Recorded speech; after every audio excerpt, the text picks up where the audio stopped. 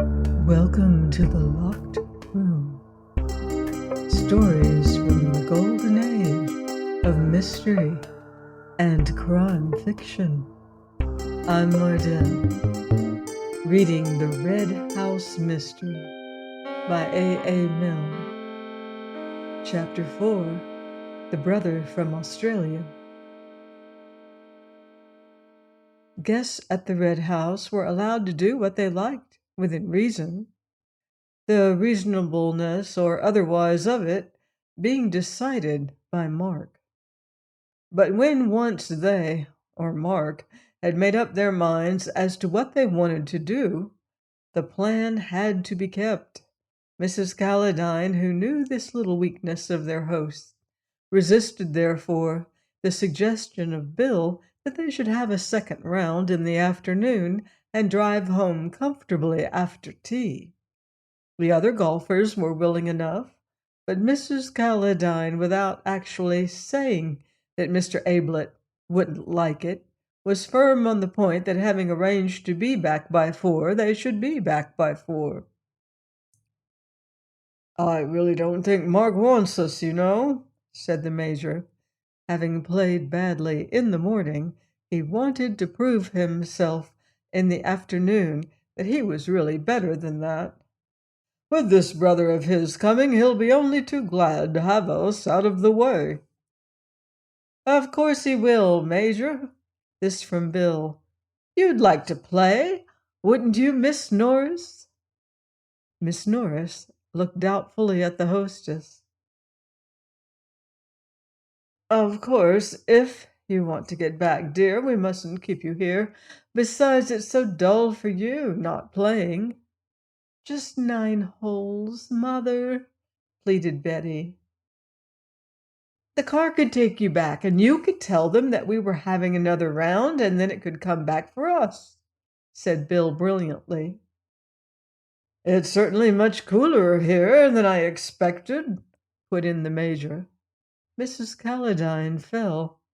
It was very pleasantly cool outside the golf house, and of course Mark would be rather glad to have them out of the way.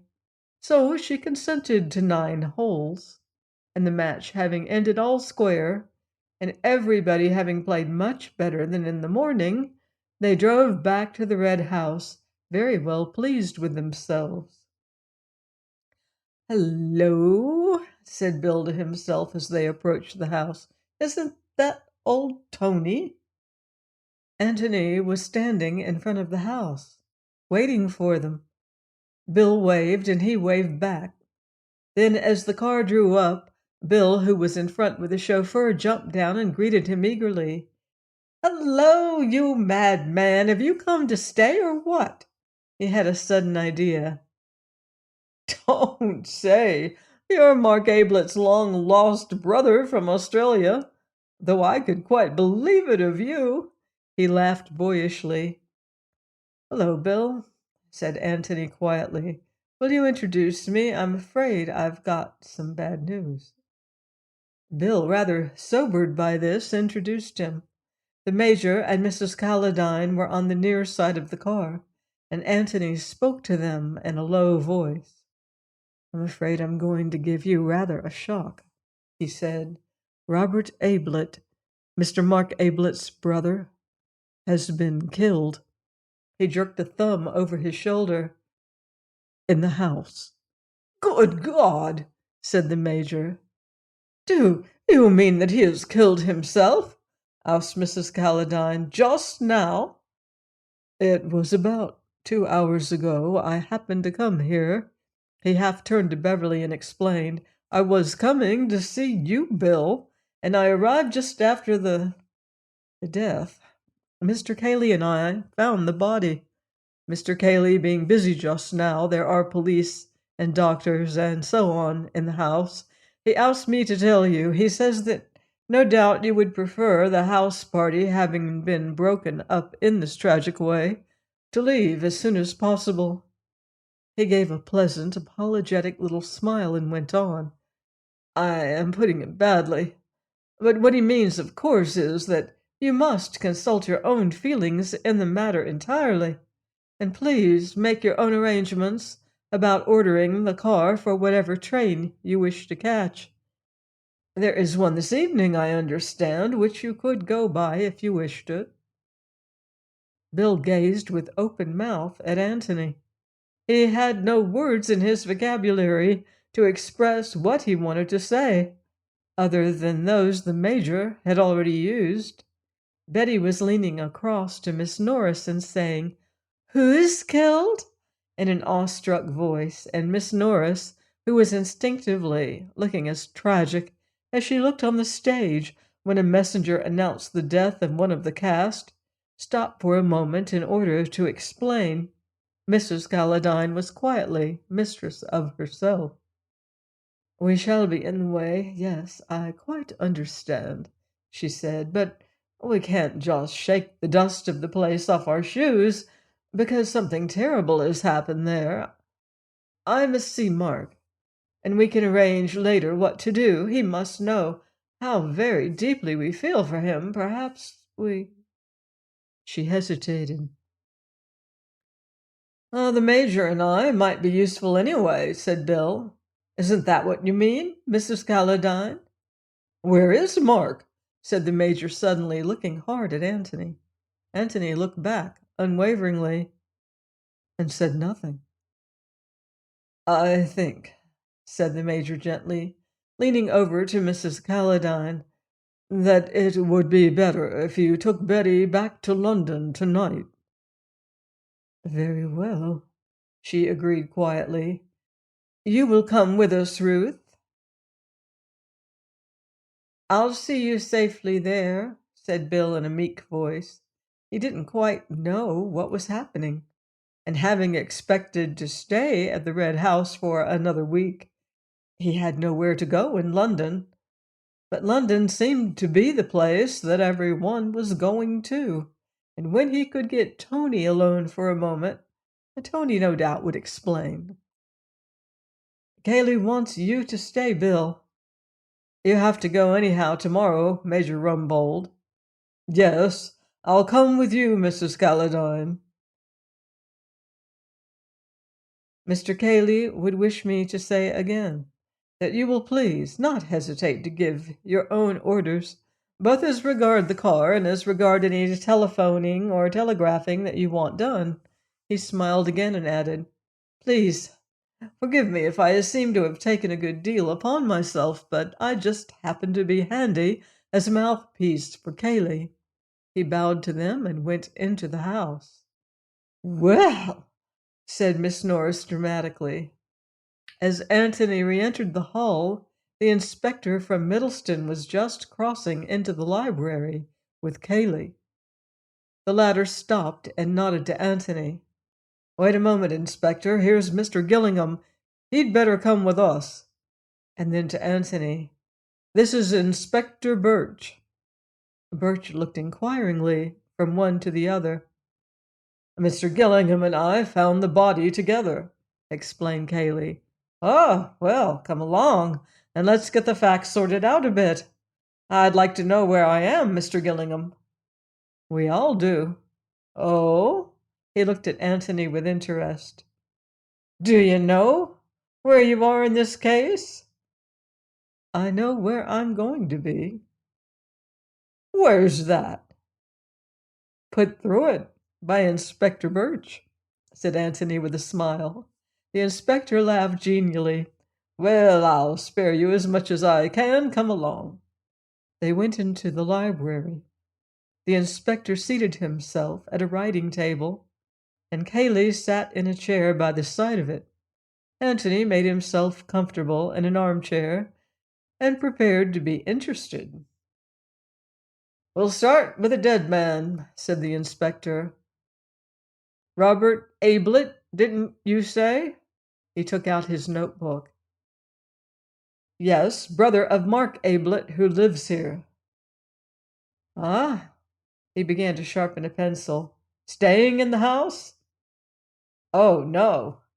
Antony listened attentively while Cayley explained all that he knew about Robert. This was news to him. "I see. Sent out of the country in disgrace. What had he done?" "I hardly know. I was only about 12 at the time, the sort of age when you're told not to ask questions." "Inconvenient questions?" "Exactly. So you don't really know whether he had been merely wild or wicked?" "No, old Mr. Ablett was a clergyman," added Cayley.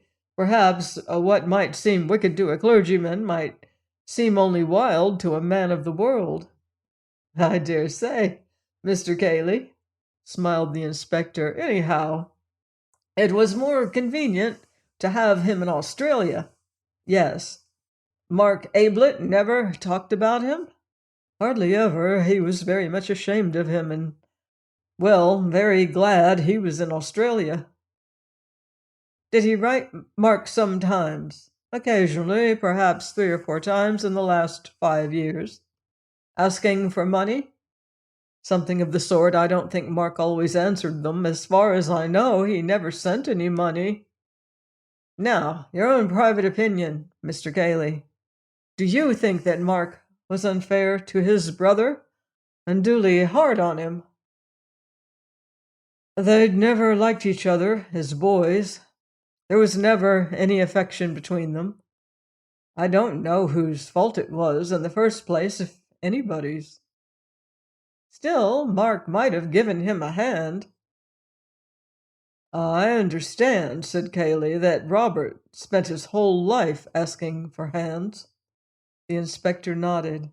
"I know that sort. Well, now, we'll go on to this morning. That letter that Mark got, did you see it?"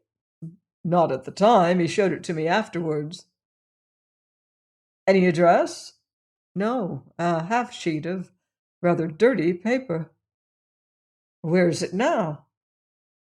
"I don't know. In Mark's pocket, I expect." "Ah." He pulled at his beard. "Well, we'll come to that. Can you remember what it said?" "As far as I remember, something like this: Mark, your loving brother, is coming to see you tomorrow, all the way from Australia. I give you warning so that you will be able to conceal your surprise, but not, I hope, your pleasure. Expect him at 3 or thereabouts." "Ah!" The inspector copied it down carefully. "Did you notice the postmark?" "London." "And what was Mark's attitude?" "Annoyance. Disgust." Cayley hesitated. "Apprehension?" "No, not exactly. Or rather, apprehension of an unpleasant interview, not of any unpleasant outcome for himself." "You mean that he wasn't afraid of violence or blackmail or anything of that sort?" "He didn't appear to be." "Right. Now then, he arrived, you say, about 3 o'clock?" "Yes, about that." "Who was in the house then?" "Mark and myself and some of the servants. I don't know which. Of course you will ask them directly, no doubt." "With your permission, no guests. They were out all day playing golf," explained Cayley. "Oh, by the way," he put in, "if I may interrupt a moment, will you want to see them at all? It isn't very pleasant for them now, naturally, and I suggested—" He turned to Antony, who nodded back to him. "I understand that they want to go back to London this evening. There's no objection to that, I suppose?" "You will let me have their names and addresses, in case I want to communicate with them?" "Of course. One of them is staying on, if you would like to see him later, but they only came back from their golf as we crossed the hall." "That's all right, Mr. Cayley. Well, now then, let's go back to 3 o'clock. Where were you when Robert arrived?" Cayley explained how he had been sitting in the hall, how Audrey had asked him where the master was, and how he had said that he had last seen him going up to the temple. "She went away, and I went on with my book. There was a step on the stairs, and I looked up to see Mark coming down. He went into the office, and I went on with my book again. I went into the library for a moment to refer to another book, and when I was in there, I heard a shot. At least it was a loud bang. I wasn't sure if it was a shot. I stood and listened. Then I came slowly to the door and looked out. Then I went back again, hesitated a bit, and finally decided to go across to the office and make sure that it was all right. I turned the handle of the door and found it was locked. Then I got frightened and I banged at the door and shouted, and, well, that was when Mr. Gillingham arrived. He went on to explain how they had found the body. The inspector looked at him with a smile. Yes, well, we shall have to go over some of that again, Mr. Cayley. Mr. Mark, now, you thought he was in the temple. Could he have come in and gone up to his room without your seeing him? There are back stairs. He wouldn't have used them in the ordinary way, of course, but I wasn't in the hall all the afternoon. He might easily have gone upstairs without my knowing anything about it. So that you weren't surprised when you saw him coming down? Oh, not a bit. Well, did he say anything? He said, Robert's here, or something of the sort. I suppose he'd heard the bell or the voices in the hall. Which way does his bedroom face? Could he have seen him coming down the drive? He might have, yes. Well? Well, then I said yes, and he gave a sort of shrug and said, Don't go too far away, I might want you, and then went in. What do you think he meant by that? Well, he consults me a good deal, I'm his sort of unofficial solicitor in a kind of way. This was a business meeting rather than a brotherly one. Oh, yes, that's how he regarded it, I'm sure. Yes, how long was it before you heard the shot? Very soon, 2 minutes, perhaps. The inspector finished his writing and then regarded Cayley thoughtfully.